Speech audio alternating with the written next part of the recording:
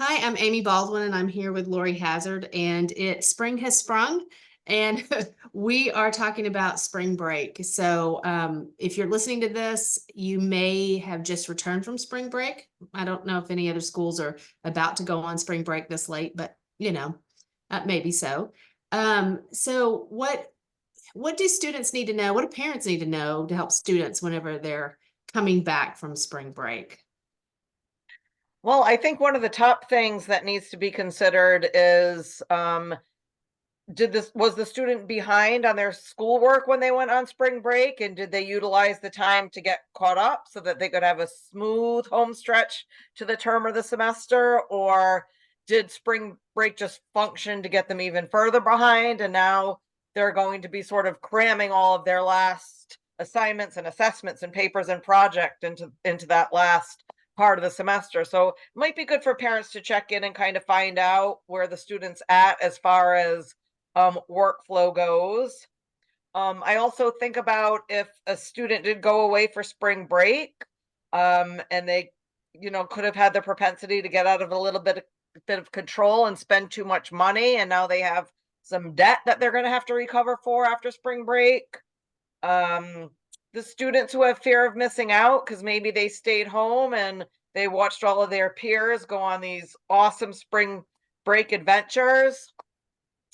But maybe there were some altruistic students out there who did like a Habitat for Humanity type thing and did some, service learning experience. So lots of different things could be going on with students during spring break.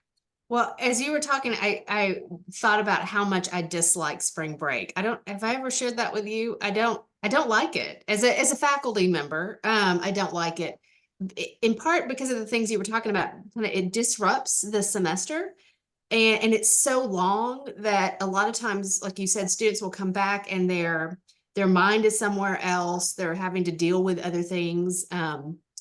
Maybe it's their credit card statement, or maybe it's oh, they got out of the routine of getting up in the morning and going to bed at a reasonable time.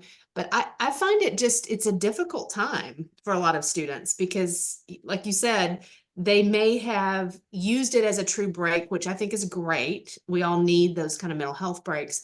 But if they had things that they really needed to get caught up on, or things that they needed to do to prepare to kind of get ahead for the end of the semester, it kind of works against them, wouldn't you say? Yeah, I think so, especially if they're in a good routine and structure and it disrupts that, and they're someone who has difficulty getting back into habits and routines. For those students in particular, it can be really hard to sort of readjust to that last half of the semester. Hmm. Or for students who, if they had trouble getting into the routine at the beginning of the semester and they finally got in that groove, and then, like you said, spring break disrupts it. Yeah. And then you might have your student might have a faculty member, and I'm not one of these, even though I'm a bah humbug about spring break, who has a test or a major assignment the week they get back. Like that always happened to me. I don't know if you ever had that issue, but I never felt like I could do spring break because I was trying to prepare for those assignments that were coming up. Maybe I'm just a nerd. I don't know. Well, it's from every student perspective, right? You're going to have those students who maybe even didn't utilize their spring break for a break that they were stayed in the habit of getting work done, which could create a situation where they get burnt out toward the end of the semester. So I think it's about students kind of monitoring the change in routine and habit, and depending on the personality and how that affects people, how they're going to adjust to managing through the last half of the semester. Yeah. I'm convincing myself more and more as we talk that we need to just abolish spring break. Like it doesn't need to happen. I kid, sort of. So let's just say that we're talking to parents who were with their student during spring break. Lucky them, great, great that they got to have that family time, and they're coming back into the routine of work and sending them back to school. What kinds of questions or what kinds of conversations do you think would be really helpful at this time as they're um, getting back into the regular pace of everything, and they're seeing their student, you know, has a few weeks left, perhaps, or at least, you know, a half of a semester less left. I What should we talk about?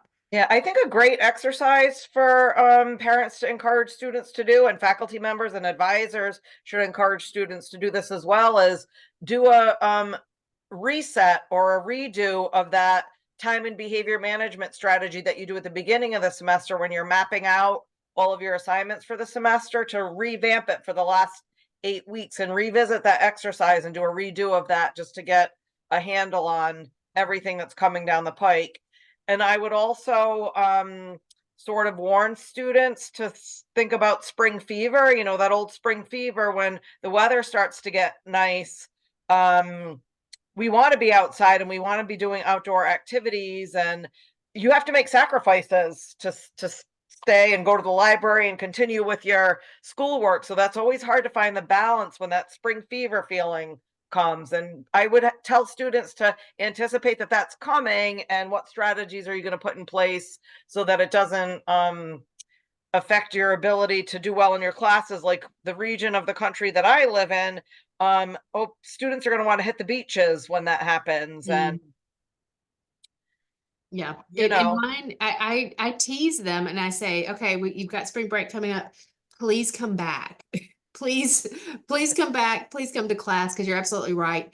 That's a big, you know, trap where you're just used to that kind of freedom and the weather is nice. You know, I always tell them, reward yourself with an ice cream cone at the end of the day. You made it to all your classes, you know, go celebrate. But also as a faculty member, I would tell parents to sit down with the student and just say, hey, have you looked at what's left in the semester in terms of assignments and grades? Is there anything that you need to do differently to reach the grade goal that you have, or to finish strong? But really being mindful that a lot of faculty pile on that work near the end, even before finals. I know I have a major assignment due the week before finals. They will be getting that information right after spring break. They'll have about 4 weeks to complete it, but that 4 weeks will go by like that. And then add that to all the other classes that they're having. And sometimes they forget that there's going to be that kind of rush to the end. yeah, I think that's really good advice, and that dovetails with the time and behavior management assignment, to really sit down and Yeah. map it all out and get ready for the onslaught of homework assignments and papers and things clustering together at the home stretch of the semester. Yeah. Well, I feel like I've been a downer this whole time. So is there anything like positive we can end on about coming back from spring break? I think one thing that happens at the end of academic years at colleges and universities are lots of celebrations come at the home stretch. So if students are members of clubs and organizations, they'll have their end of the year banquets. A lot of schools will have, you know, spring concerts and dances and things like that. So I think students can look forward to some celebration of their accomplishments in some way. So um, you know, they can take stock of where they've been this semester and where they're going. It's a good time to do it at the halfway point. Yeah. And I'm so glad you added that about those kind of spring celebrations and endings for a lot of students, especially those that are graduating. Um, you know, go support those classmates of yours. If you are not you know, a musician, or you're not an artist, or you're not a film major, but you've got friends or people you know who are doing those things. It's because that's a special time of your life that you get to do these kinds of things, celebrate the people who've worked really hard, if it's not you, and be a part of that. I think that is a great way to end this. So thank you. Happy spring break, people. Hope it was good.